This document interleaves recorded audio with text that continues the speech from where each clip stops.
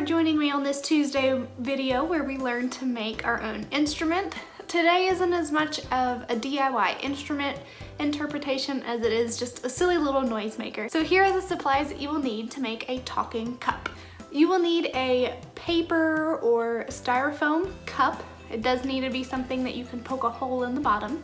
You'll need a pair of scissors to poke that hole, so you'll need some parental help with that part. You'll need some water. I've got some in this different cup here. I can't quite show you that there's water in it because then I'll pour it out, but there's a little bit of water in this cup. I've got some paper towels with me in case I make a mess, and you'll need some yarn or string. So let's get started. The first thing you're going to do is to find your cup and find about where the middle of the bottom is, and have an adult use a pair of scissors to poke a hole in the bottom of this cup. Alright, so I've got a hole in the bottom of my cup now. You don't want to make it too big because then the yarn will pull through, so the bigger the hole, the bigger the knot you're going to have to make. Once you've got your hole, you're going to pull out a string of yarn that's probably about as long as your arms. So I've got my string here, and I'm going to poke my string through my cup. And I'm going to use my scissors to help me do that.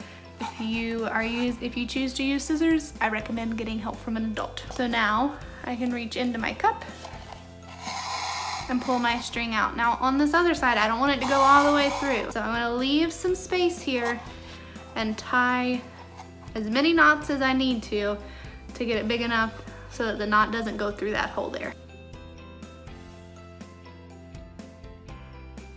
All right, I'm pretty confident that this knot will not pull through.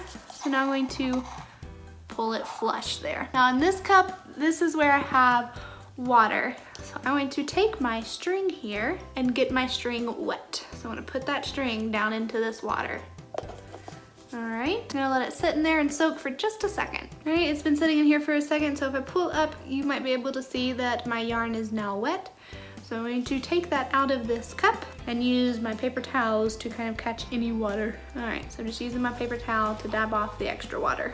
All right, so you got your string wet. You're also going to want to wet your fingers. So my fingers are wet, my string is wet, and all I have to do is grab the string from my cup and slide down. And it'll make a crazy sound.